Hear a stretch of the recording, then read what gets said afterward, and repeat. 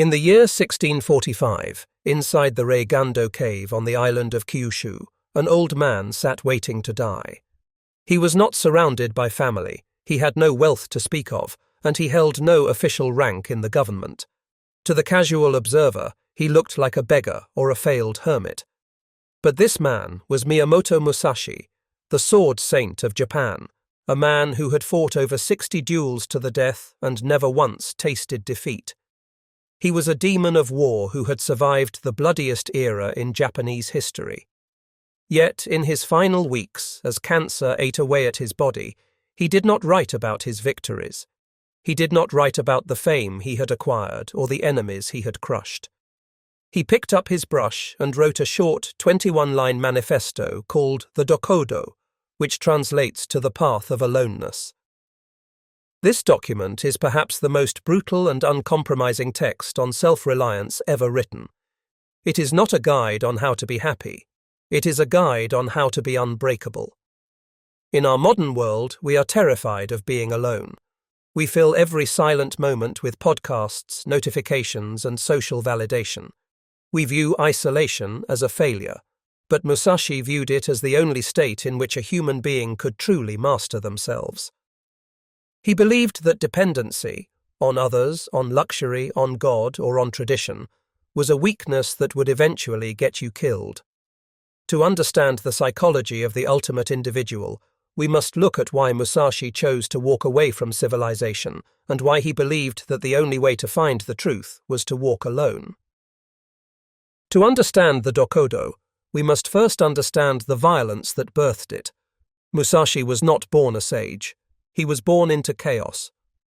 He fought his first duel at the age of 13, bludgeoning a grown man to death with a wooden staff. He spent his youth as a shugyosha, a warrior pilgrim, wandering the countryside of feudal Japan, challenging dojos and seeking out strong opponents. But unlike the other samurai of his time, Musashi did not care about honor or looking graceful. He cared about one thing: reality. In one of his most famous duels against the Yoshioka school, he was challenged to fight the head of the clan. Suspecting a trap, Musashi arrived hours early, hid in the tall grass, and waited. When the clan arrived with a small army of archers and swordsmen to ambush him, Musashi sprang from the darkness, killed the leader instantly, and fought his way out through 70 men. This was not honorable by the standards of the time. It was pragmatic. This moment crystallized his philosophy: do not be bound by the rules of others. If he had followed the social convention of arriving on time for a fair duel, he would have died. This brings us to a core psychological concept of his philosophy: the rejection of rigid structures. In his later writing, The Book of Five Rings, he warns against having a favorite weapon or a favorite stance. He writes, "You should not have a favorite weapon." To become over-familiar with one weapon is as much a fault as not knowing it sufficiently well. He is telling us that attachment to a specific way of doing things is a weakness. If you are obsessed with a specific ritual, a specific tool, or a specific environment, you become predictable. And in the eyes of Musashi, if you are predictable, you are already dead. He mastered the sword not by worshipping the sword, but by being willing to use anything, an oar, a stick, or his bare hands, to win. He teaches us that true mastery is formless. It is the ability to adapt to the chaos of the moment without being weighed down by how things should be. This formlessness led him eventually to the philosophy of the Dokkodo. As he aged, he moved away from the violence of the sword and toward the violence of the spirit. The precepts he wrote in the cave are terrifying to the modern mind because they demand the total removal of comfort.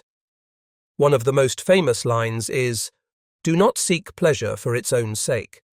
Another is, "Do not regret what you have done." And perhaps the most difficult, "Never be jealous." These are not moral commandments, they are strategic ones. Musashi understood that emotions like regret, jealousy, and desire are sticky. They trap your mind in the past or the future. If you are regretting a mistake you made 10 years ago, your mind is not in the present moment. In a sword fight, if your mind drifts for a fraction of a second, you die. Musashi applied this combat logic to daily life. He viewed the self as a fortress that had to be guarded against these emotional intruders. This is where the concept of aloneness becomes clear. It is not about physical isolation, it is about emotional independence. You can be in a crowded room and still practice the way of aloneness if you are not dependent on the approval of the people around you. Musashi teaches that the majority of our stress comes from looking outside ourselves for validation. We want the world to tell us we are good, successful, or attractive.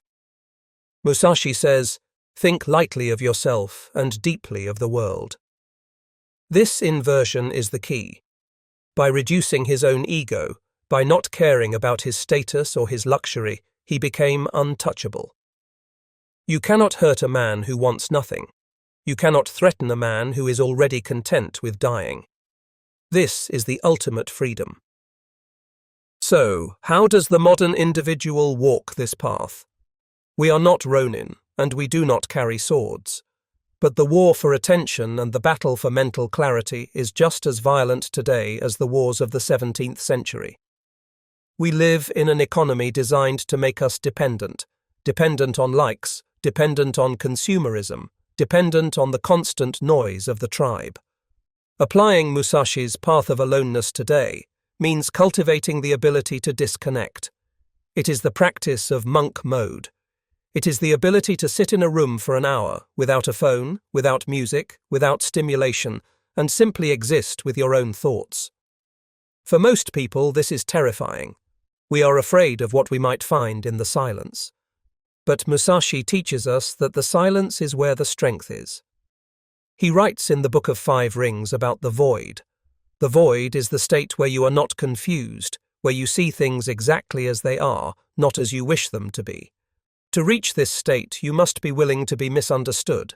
You must be willing to walk a path that your friends and family might not understand. Mastery is a lonely pursuit. Whether you are building a business, sculpting your body, or writing a book, the heavy lifting must be done alone. There is no audience in the gym at 4 a.m. There is no applause when you are studying late at night. The Dokkodo is a reminder that you do not need the applause. The validation comes from the act itself. Musashi died alone in that cave, but he did not die lonely. He died with the absolute certainty that he had lived life on his own terms, unbound by the chains of society. He walked the path of the beast to become a god, and he left the map for us, if we are brave enough to follow it.